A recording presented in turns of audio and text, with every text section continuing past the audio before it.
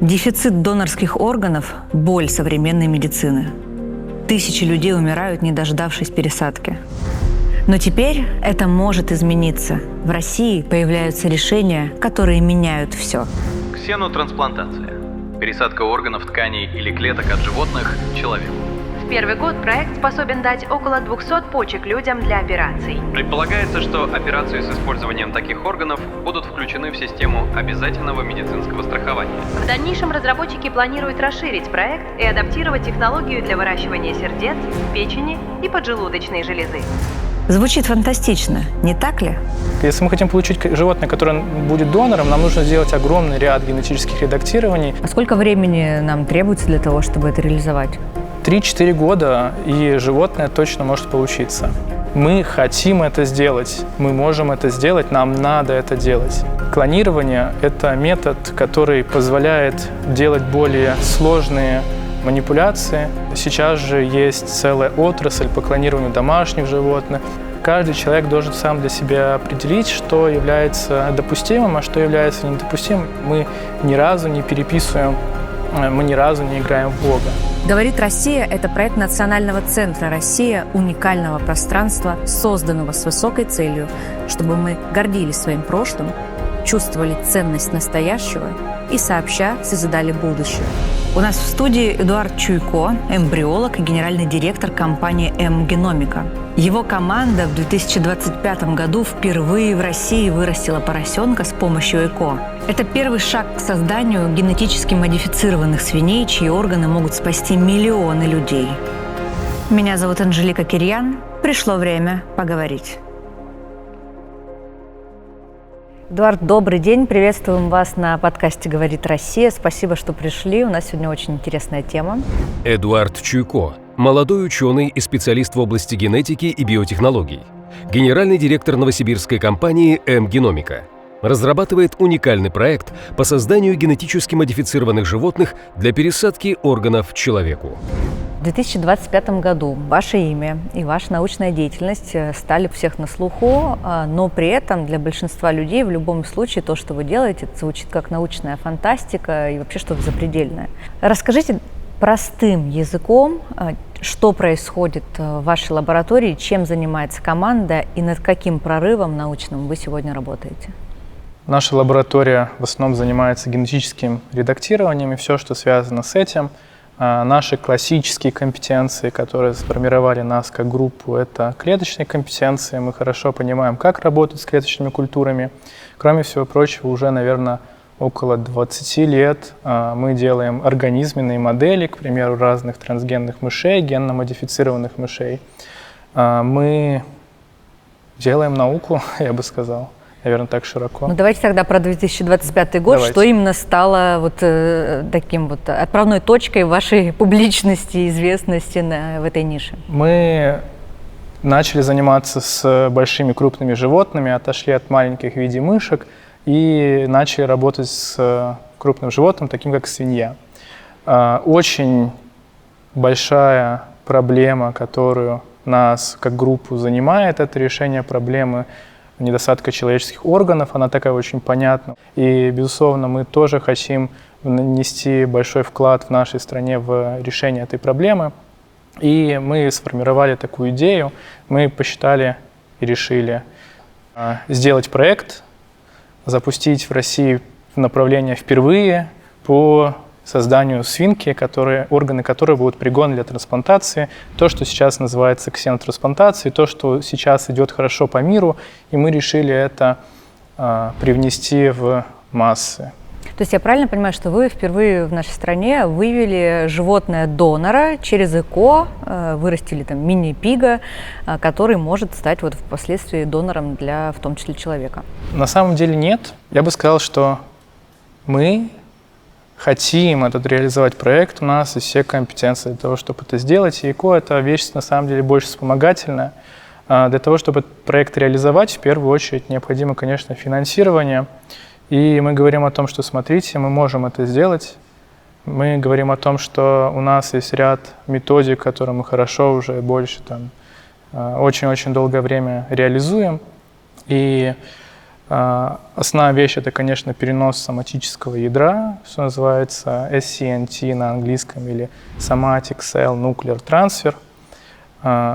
Эта вещь является ключевой для создания такого рода животного, потому что если мы говорим про ЭКО, то в случае с ЭКО мы редактируем эмбрион просто вот стеклянным капилляром, инициируем компоненты для редактирования, и у нас есть какая-то случайный шанс того, что полученный эмбрион родится. Когда мы говорим про клонирование, мы можем получить клетки, отредактировать клеточную культуру, убедиться, что у этой клеточной культуры произошли все изменения такие, какие нам нужны, взять эту клетку, поместить в нуклеированную яйцеклетку, и из нее родится эмбрион. Правильно я понимаю, что клонирование как бы получается более результативный, более выверенный метод, нежели вот выращивание через ЭКО животного донора? Да. Когда мы через ЭКО, грубо говоря, ЭКО – это очень широкая фраза, она просто у всех на слуху. На самом деле за ЭКО стоит ряд больших методик. И когда мы говорим про ЭКО, это в первую очередь значит экстракорпоральное оплодотворение. То есть это термин, связанный с оплодотворением. Но мы его используем немножко в другом контексте. Когда мы говорим ЭКО, мы говорим больше про процедуры инвитро, про все процедуры, связанные с эмбрионами в условиях культуральных, грубо говоря, чашки. Да? И в случае, если мы, как мы, говорим, делаем ЭКО, мы тянем лотерейный билет. У нас может повезти, может не повезти. Как и в жизни. Да, как и в жизни. Да. А когда мы используем методы клонирования, у нас... мы знаем точно, что родившееся животное будет таким, каким нам необходимо. И зачем тогда нам усложнять себе путь и изучать историю с ЭКО и делать эти попытки, если мы можем просто всех клонировать, одного и того же поросенка или любую другую мышку? Дело в том, что ЭКО – это, в общем, эмбриологический этап. Это все процедуры, связанные с манипулированием эмбрионов.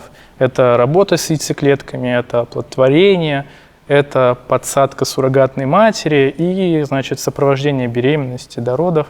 И там есть, конечно, ряд, безусловно, трудностей. Это процесс вероятностный, далеко не всегда получается с первого раза, но это один из этапов.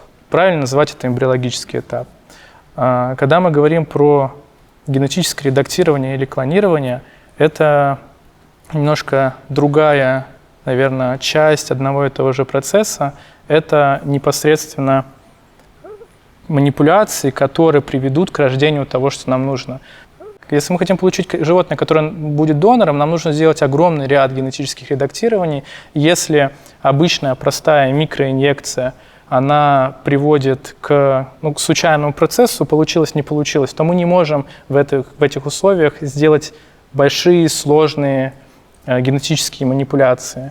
В этих условиях нам больше подходят точные методики, как клонирование. Клетки хорошо развиваются, они хорошо делятся, мы можем хорошо контролировать рост этих клеток. Когда мы получили нужную клетку, поскольку у нас их очень много, мы можем сделать много эмбрионов клонированных. Мы подсаживаем их, и они рождаются. В общем-то, клонирование – это метод, который позволяет делать более сложные манипуляции, но он сам по себе сложный, поэтому не всегда он оправдан. Справедливости ради, некоторые из вариантов хорошо делать более простыми. То есть, еще раз, правильно я понимаю, что в 2025 году, как раз когда ваша команда стала известной, вы клонировали этого поросенка? Нет. У нас есть полностью эмбриологические компетенции для создания этого животного, но нам необходимо финансирование. Мы говорим, смотрите, у нас есть вся эмбриология с животными. Смотрите, у нас есть все способы генетического редактирования. Мы хотим это сделать, мы можем это сделать, нам надо это делать. Да, и это уже будет следующий этап. А сколько времени нам требуется для того, чтобы это реализовать? 3-4 года, и животное точно может получиться. И оно будет долго жить? Оно будет долго жить, да. Потому что существует огромное количество мифов, что клонированные животные, самая овечка Долли, долго не живут и так далее. Но это не так. На самом деле животные, которые получены из донора, первые клоны, они живут так же, как и все остальные. Сейчас же есть целая отрасль по клонированию домашних животных, и эта отрасль сильно шагнула дальше, чем просто клонирование кошек и собак. Сейчас вы можете, обратившись к компании, клонировать верблюда, если у вас есть какой-нибудь элитный верблюд. Вы можете клонировать элитного Любимую скакуна. собаку. Да, да, безусловно, любимую собаку. Вы можете клонировать сейчас животных, млекопитающих. Накоплено большое количество статистических данных, и мы видим, что животные, которые получаются в результате этого, они живут так же, как и все остальные. Если мы будем проводить эксперимент, когда мы клонируем уже клона и получаем от него клона, они генетически все будут одинаково, но нужно понимать, что это будет своего рода матрешка. Да? То есть клонировали клона, получили клона, клонировали его. Тут уже наука, по крайней мере, по данным на мышах, видит, что существует определенный предел. Этот предел, в принципе, осязаемый, он исчисляется порядка, около десятка. Так что какой-то биологический предел есть. Но когда мы говорим про первое животное, полученное методами клонирования, нет, там принципиальных разниц нет. Хорошо, и вот если подводить уже черту вот к этой теме, то хочется понять, если нам требуется 3-4 года для того, чтобы вырастить этого поросенка, правильно ли мы понимаем, что при всех сложившихся позитивно факторах, необходимых для этого, то через 3-4 года мы получим того самого поросенка-донора, органы которого будут пригодны для того, чтобы трансплантировать их человеку? Все верно. Генетически и иммунологически мы знаем, поскольку мы все же догоняющие в этой гонке, есть плюс быть догоняющим. Мы знаем, как это делали другие, мы знаем, на какие они грабли наступили, да, и мы можем не наступать на эти грабли уже. Поэтому наш путь в каком-то смысле более простой. Мы уже идем вначале по проложенной тропинке, есть ряд генов, которые мы, безусловно, будем в первую очередь нокаутировать. Так что получить такое животное – это действительно не так уж и сложно. Нужно уточнить, что ксенотрансплантация связана с рядом инфраструктурных изменений, с рядом строительства больших помещений. В частности, вам нужно обеспечить такое условие для существования животного, где вы сможете проконтролировать то, как оно живет от момента рождения до момента, когда вы можете изъять из него орган. Плюс вы должны контролировать все заболевания, которые могут, допустим, в том или ином виде передаться от свиньи к человеку, либо наоборот, допустим. Это возможно проконтролировать? Конечно, это возможно проконтролировать. Чтобы ничего лишнего не передалось человеку, да. И чтобы, самое важное, чтобы орган, который пересадили, прижился, человек не умер. Да, это можно сделать.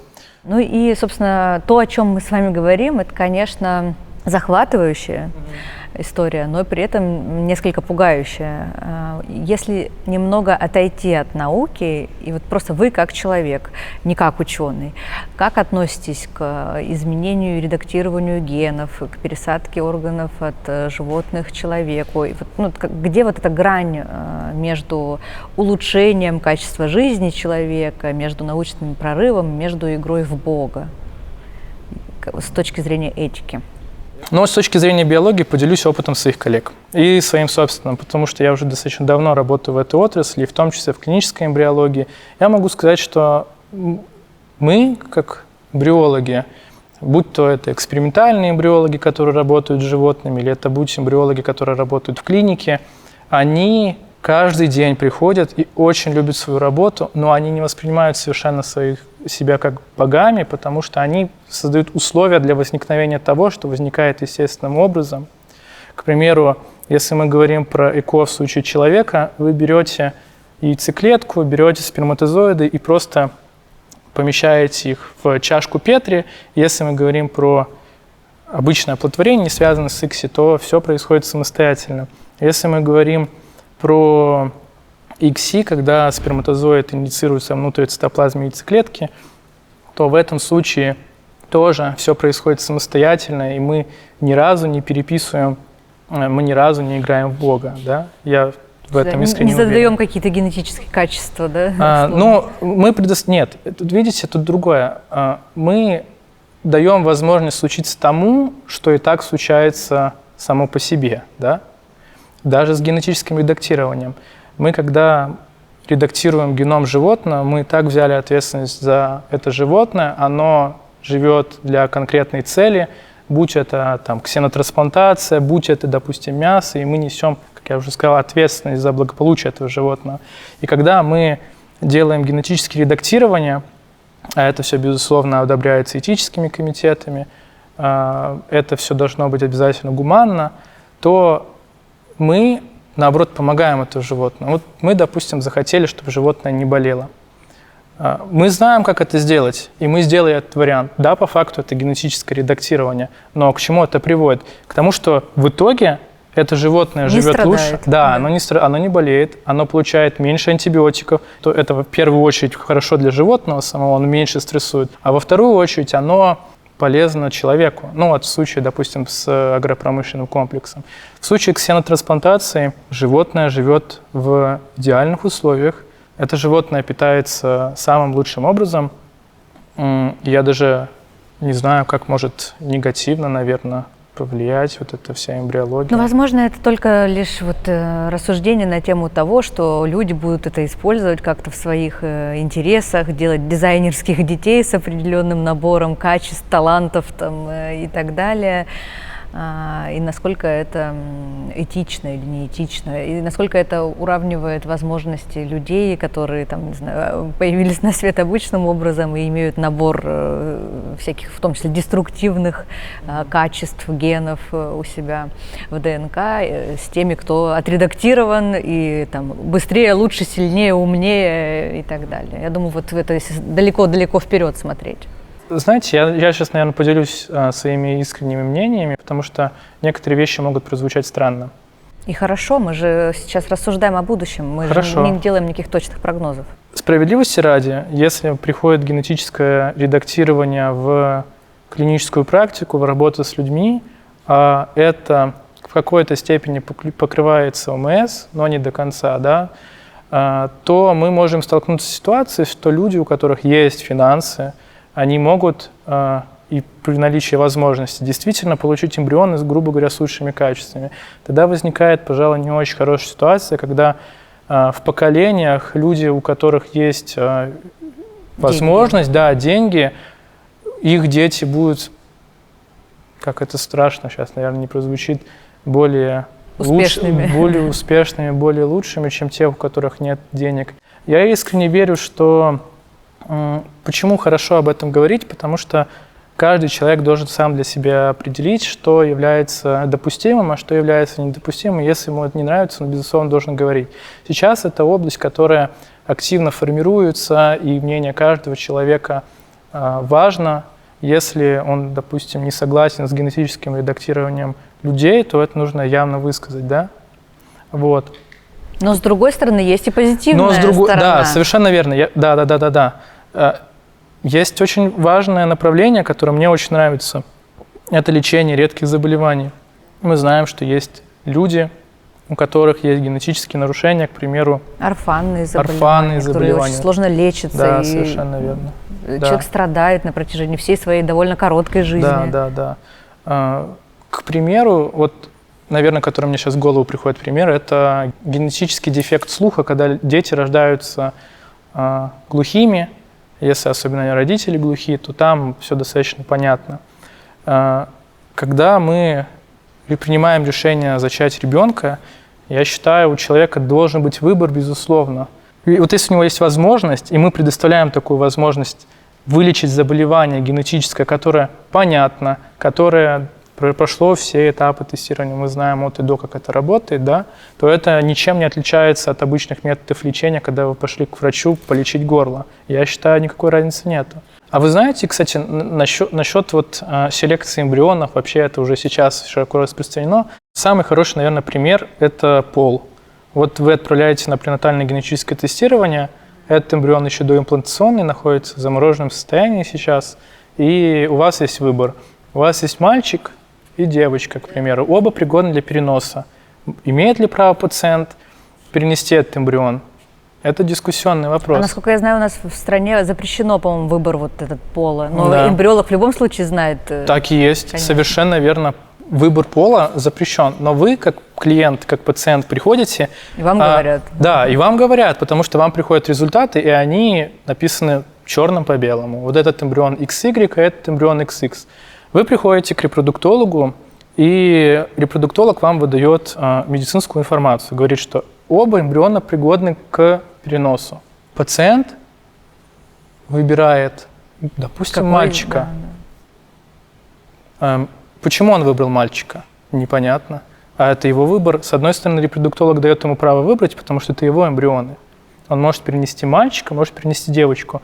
А с другой стороны, как репродуктолог поймет, какой эмбрион, почему пациент выбрал именно этот эмбрион? Никак.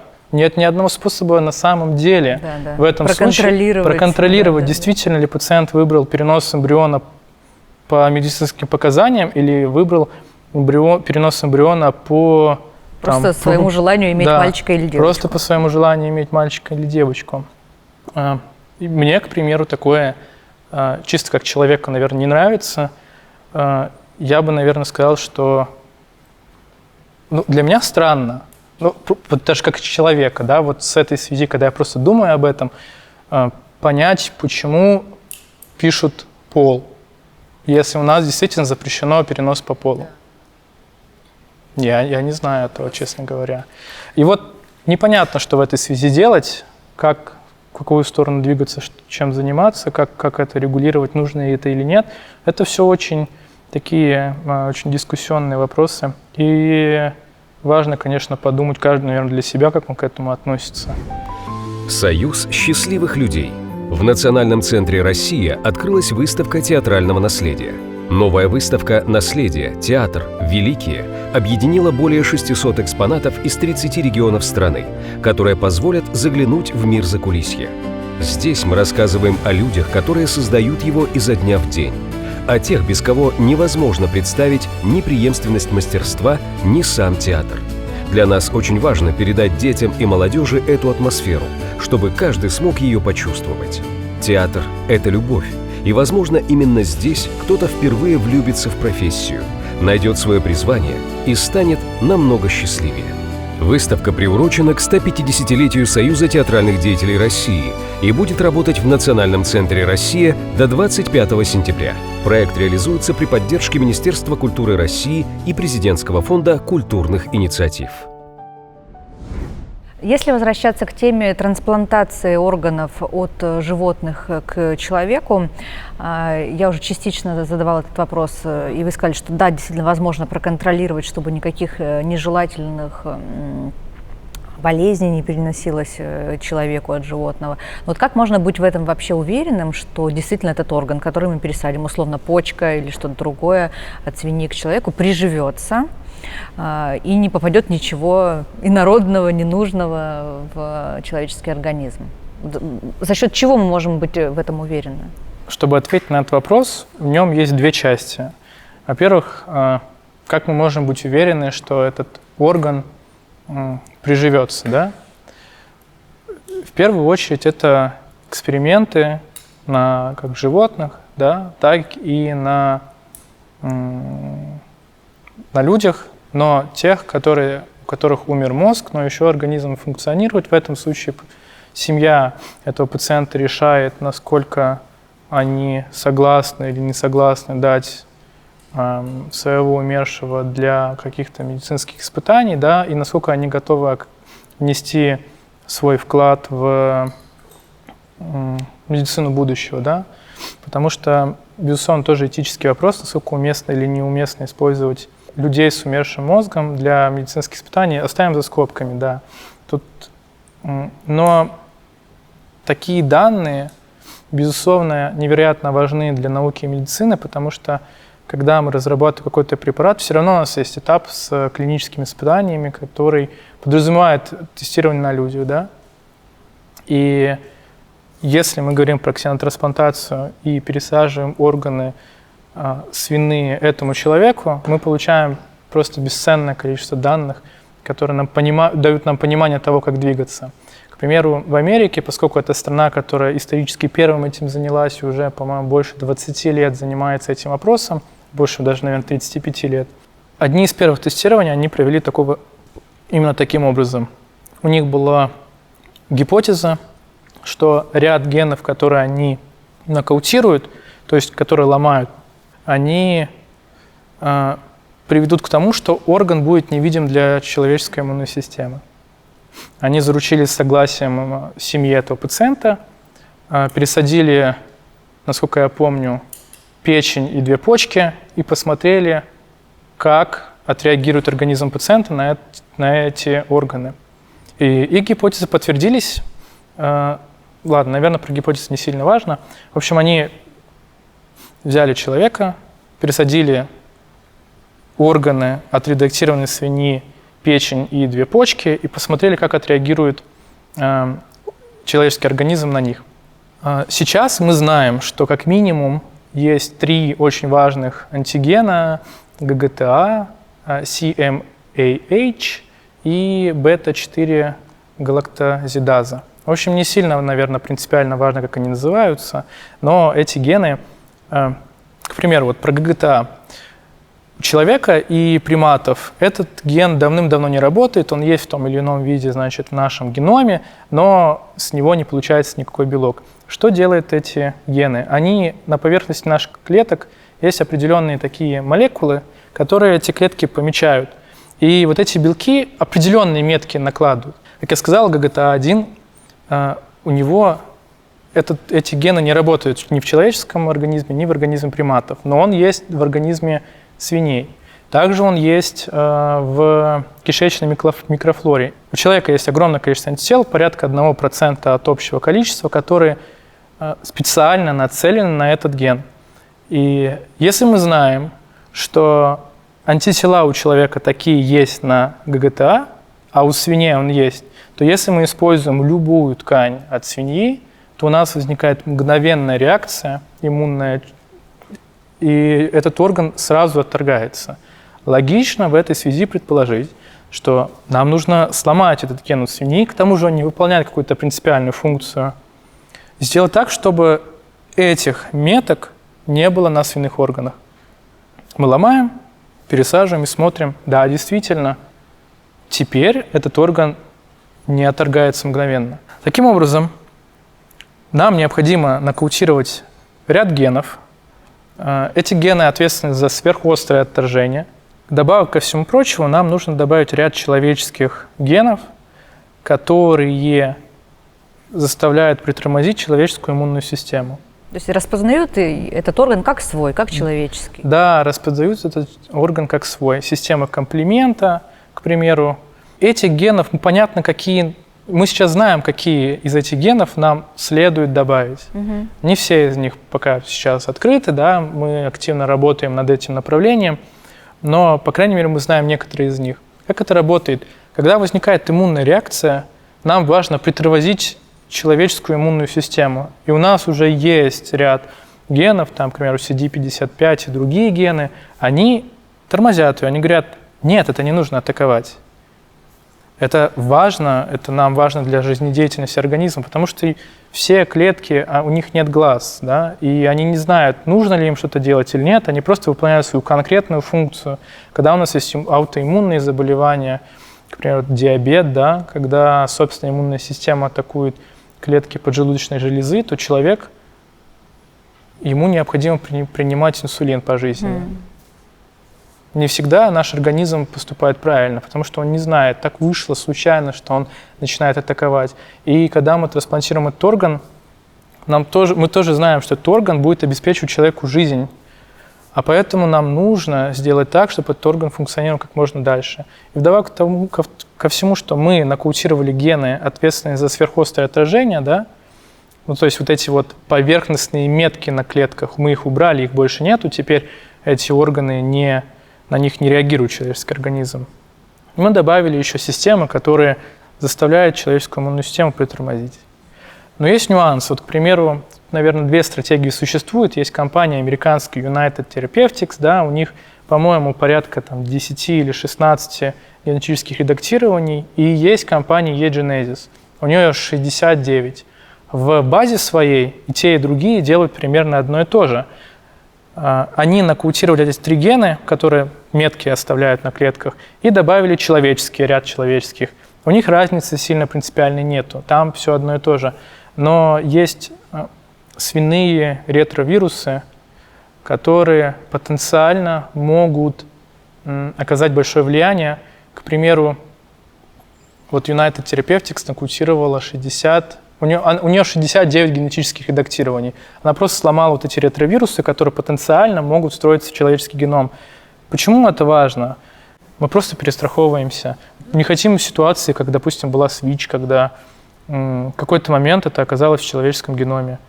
Сейчас этот вирус просто находится в свином геноме, у человека его нету. И зачем нам просто какие-то потенциальные заболевания? Тут речь просто про даже, наверное, человеческое благосостояние в целом. То есть проблем сейчас нет никаких, но давайте перестрахуемся. Если посмотреть на карту мира, то, чем вы занимаетесь, это насколько уникальная технология, и находимся ли мы сегодня на переднем крае науки? Понятно, что подобными вещами занимаются в США, в Китае, но вот мы где-то рядом, там, в тройке, в пятерке стран. Я бы сказал, это, безусловно, очень важное направление, и все направление связано с генетическим редактированием. Это новая формирующаяся отрасль, которая, безусловно, очень важна. Но будем честны, страны, некоторые, потратили огромное количество времени для того, чтобы наработать вот эти знания, которые у них есть. В этом смысле мы догоняющие. Я бы сказал, что наш, наверное, прорыв, наше первенство заключено в том, что у нас есть преимущество догоняющего. Мы знаем уже, что было сделано, и мы можем потратить гораздо меньше усилий для того, чтобы добиться понятных результатов и начать генерировать собственные данные. Чем больше времени идет, тем больше мы времени, конечно, теряем в этом направлении. Я считаю, что у нас, безусловно, должно быть собственное направление, связанное с созданием подобного решения, потому что это решение сделать, безусловно, можно, просто необходимо в этом направлении двигаться. Я думаю, тут, пожалуй, более принципиальный вопрос не отстаем мы или догоняем, да, а сам факт того, что мы сегодня этим начинаем заниматься, уже, безусловно, очень важен. Из открытых источников известно, что вообще пересадка почек, в принципе, я сейчас не говорю про от животных, а обычная пересадка почек, она рассматривается в нашей стране как в будущем часть системы ОМС. Но Россия огромная страна с большой потребностью в органах, в донорских. Вот, на ваш взгляд, ваша технология, она способна как-то сдвинуть вот эту вот границу с нехваткой органов за счет вот получения таких донорских органов от животных? Безусловно, я считаю, это вещь, которая нам необходима. В России есть ряд проблем, связанных с донорством человеческих органов. Это очень большая, тяжелая на самом деле ситуация. Это вопрос про то, как работают центры трансплантологии, это инфраструктурные вопросы. Я, честно говоря, не буду сильно вдаваться в эти подробности, потому что есть более компетентные люди, к примеру, Сергей Готье, да, который прекрасно разбирается в этой теме. Вот. Но по данным, которые у нас есть, в России порядка 11 тысяч почек необходимо каждый год, порядка 1500 печени необходимо трансплантации, 1000 сердец необходимо, 800 трансплантаций легких и, по-моему, 300 трансплантаций поджелудочной железы. Сколько из них делается? Пренебрежимо мало. Я знаю, что в случае с почками данные, наверное, мои уже немного устарели, хотя, мне кажется, наверняка не сильно прям принципиально. Надеюсь, ошибаюсь.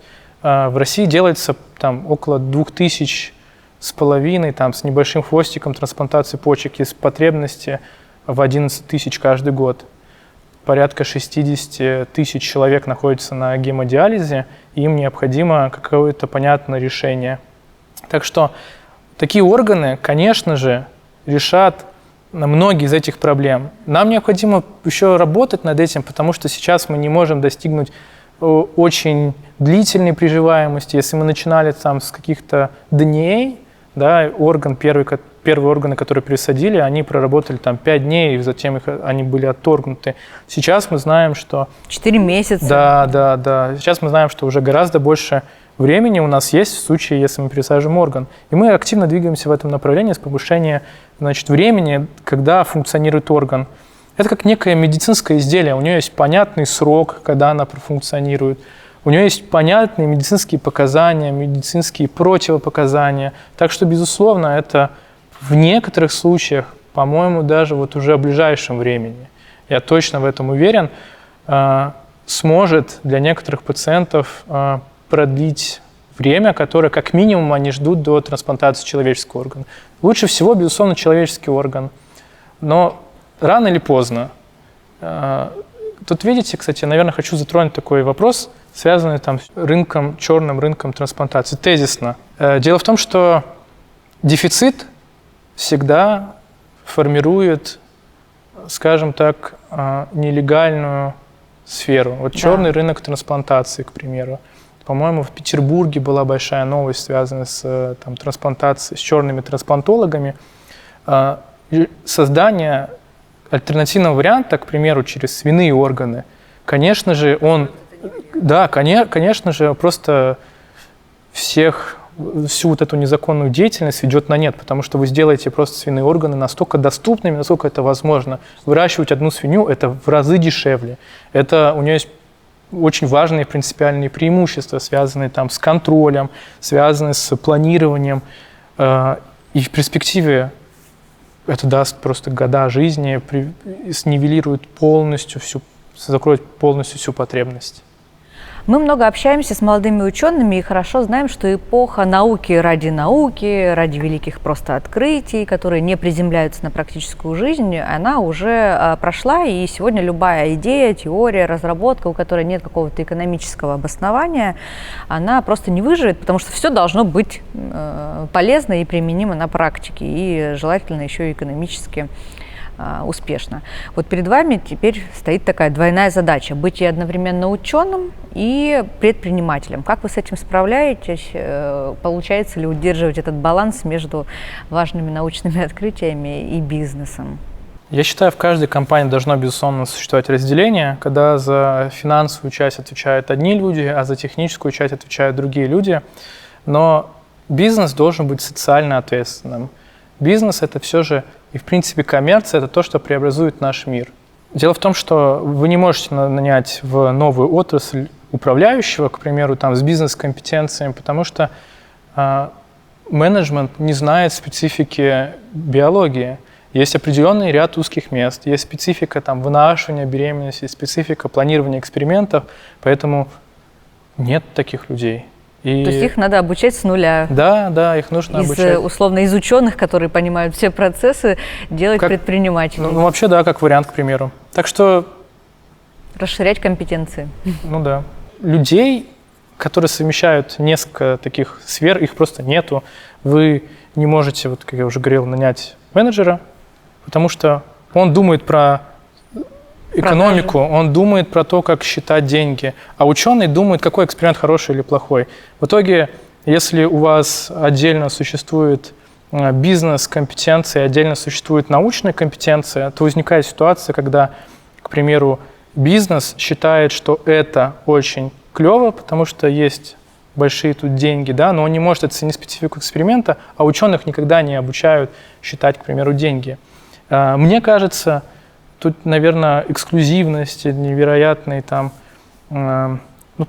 просто нет людей, которые совмещают в себе, просто нет подготовки людей, которые могли бы понимать специфику той или иной отрасли. То есть вам приходится на практике этому обучаться сейчас, и помимо того, что вы занимались всегда наукой, применять вот эти управленческие навыки. Вообще да. Из этого рождается следующий вопрос, совершенно логичный, мне кажется, что должна появиться вот сегодня, когда есть такая потребность в таких людях, которые не только делают науку, но и делают науку экономически выгодной своим компаниям и государству, должна появиться какая-то новая научно-технологическая элита людей, которые будут совмещать в себе и вот эти фундаментальные навыки ученого, и плюс предпринимательскую какую-то управленческую способность сделать из этого большие компании, бренды, предприятия и так далее.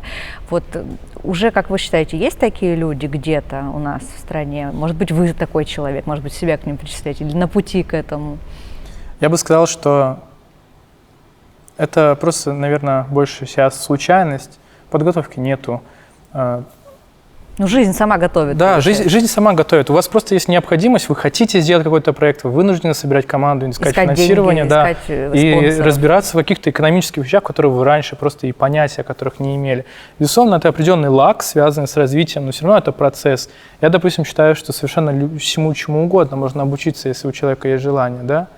Однако, как только появятся понятные программы подготовки.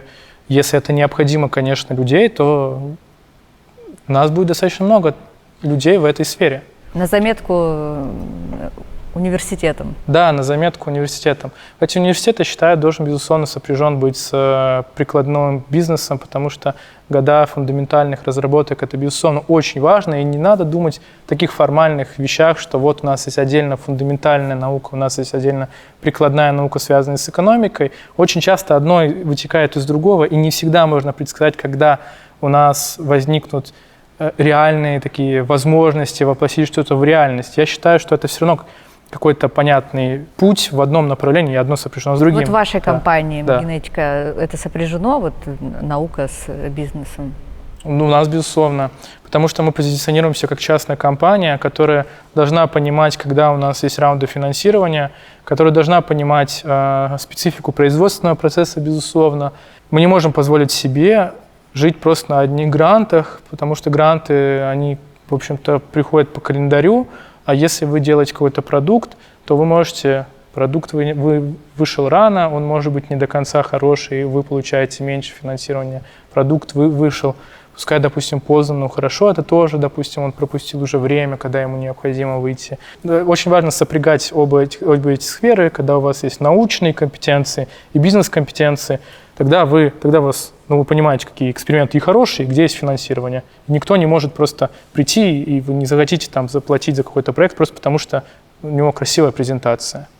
Если отойти немножко от медицинской миссии трансплантации органов от животных, а вот приземлить ее на экономику, вот возможно же, наверное, с помощью проекта по созданию животных с улучшенными свойствами для трансплантации как-то с помощью этой технологии решить современные проблемы в том же животноводстве, сельском хозяйстве, еще где-то. Как вот вы думаете, где-то можно еще применять помимо медицины? Я считаю, что это очень важное направление, к примеру, создание животных с улучшенными свойствами для агропромышленного комплекса. Это, безусловно, решает проблему, во-первых, экономическую для целой страны. Если, к примеру, один из очень важных проектов – это придание свиньям устойчивости к вирусу репродуктивно-респираторного синдрома свиней, да, мы знаем, как это работает. Это ген CD163, который является входными воротами для определенного вируса. И животные, а этот вирус вы не можете искоренить, он всегда либо находится в вот один раз он пришел к вам на ферму, и он в хронической форме находится на этой ферме всегда, он будет там всегда, сколько бы вы ни кололи вакцины просто невозможно разработать для купирования, для полного, значит, избавления от этого вируса, потому что он постоянно мутирует. Но есть замечательный один конкретный ген, и мы знаем, что он реально работает. Мы убираем этот ген, животное также живет, абсолютно никакие показатели у него не меняются, просто мы поменяли способ входа этому вирусу в клетке, к этому животному, в это животное. И это животное живет дольше, меньше погибает, потому что большая проблема, к примеру, в случае с этим вирусом, мумифицированные плоды, ранние аборты и, в принципе, сниженная продуктивность этих животных. Как это сказывается на экономике? Очень даже прямым образом. Как только вы должны тратить больше ресурсов, чтобы получать меньшее количество мяса, просто потому что этот вирус есть, он просто есть. Вот, а почему сейчас мы не применяем уже на практике? То есть мы же видим, что у нас постоянно животные в сельском хозяйстве чем-то болеют, то ящером, то еще чем-то. Я даже не перечислю все эти названия болезней.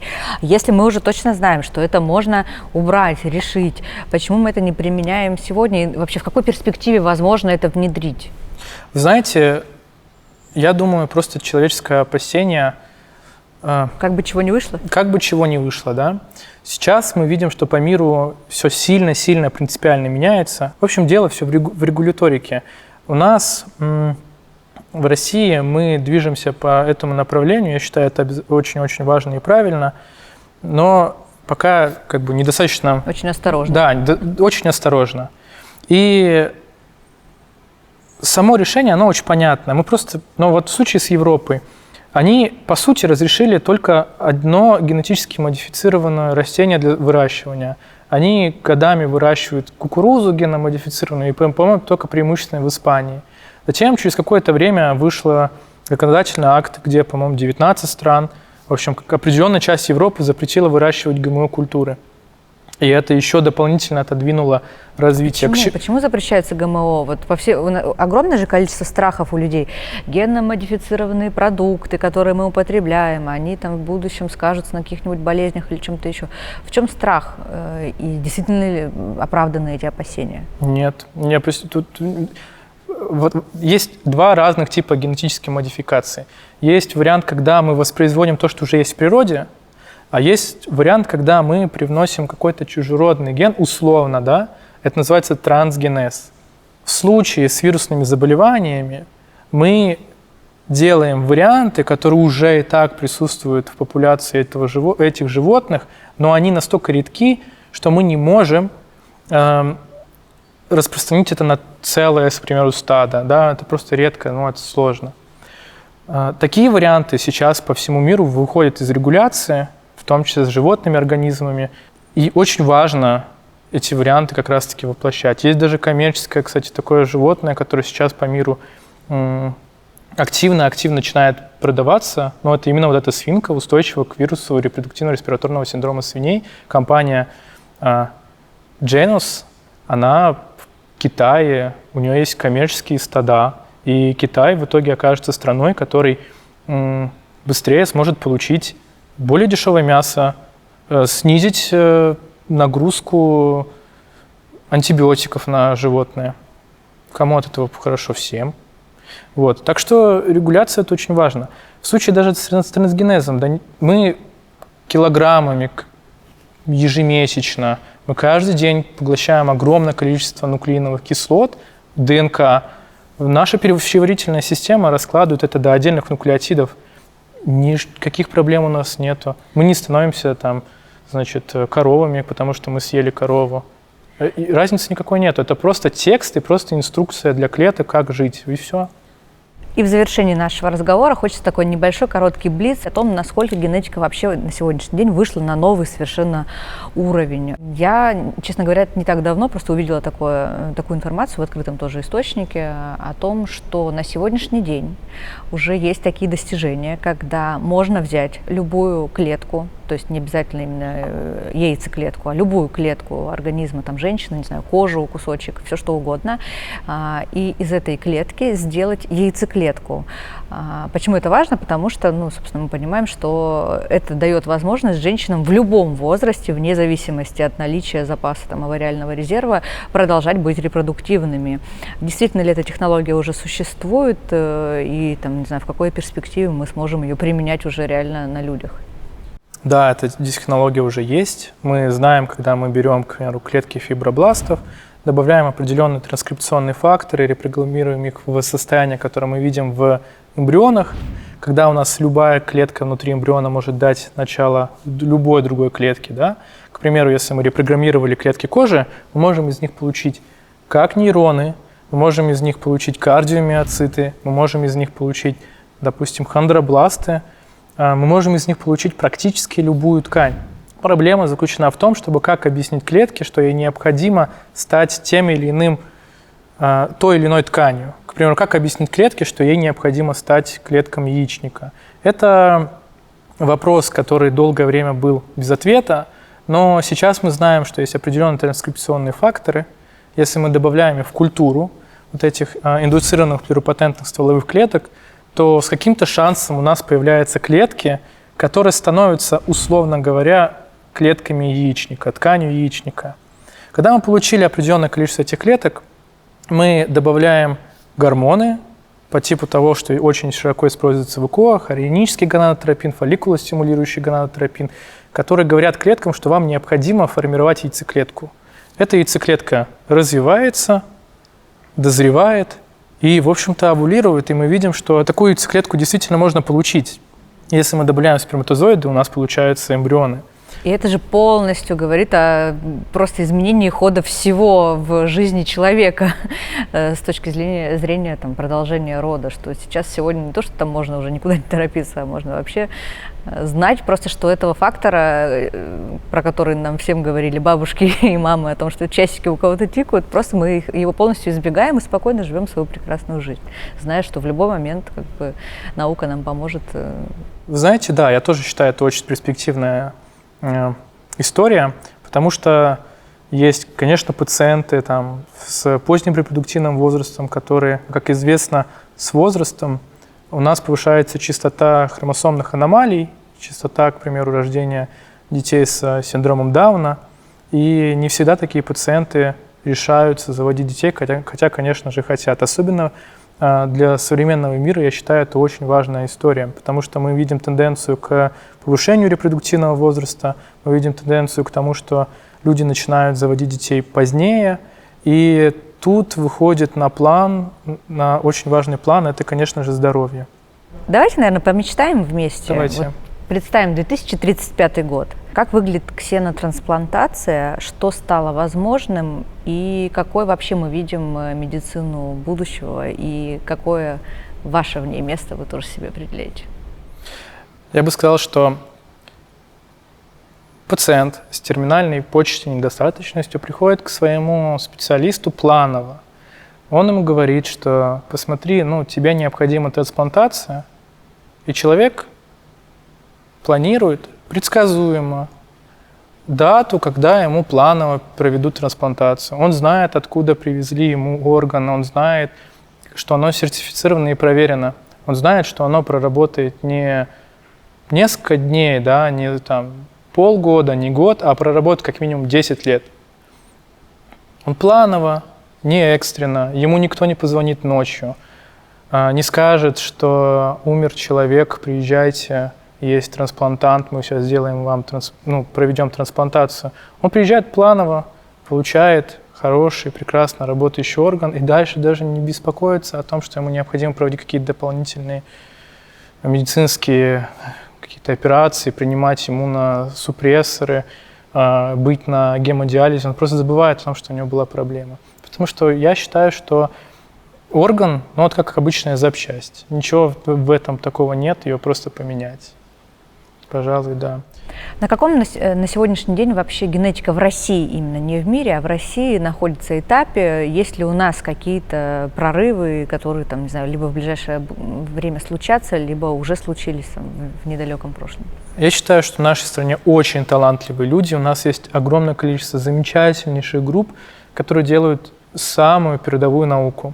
К примеру, у нас в стране выращивают церебральные органоиды. Это вот, когда мы говорили про технологию, связанную с получением яйцеклеток, грубо говоря, из кожи, эта технология позволяет получать, грубо говоря, мозги в пробирках. Да? Сейчас эта же технология, допустим, используется орган на чипе. То есть мы можем использовать вот эти органоиды церебральные, да, которые являются, по сути, там, маленьким человеческим мозгом, как это сейчас частенько принято называть, для каких-то вычислений, для там, значит, обучения чего-то. Вот.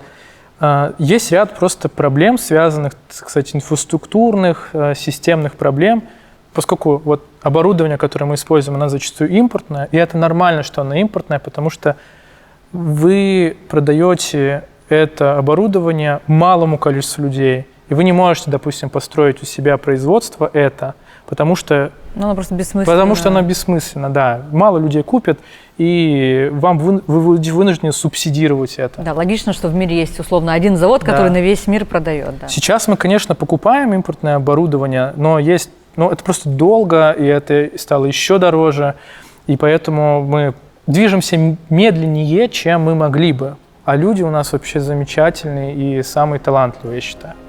Спасибо большое, желаем успехов. Это потрясающее направление, которым вы занимаетесь, за ним будущее. И я надеюсь, что мы станем его очевидцами. Спасибо.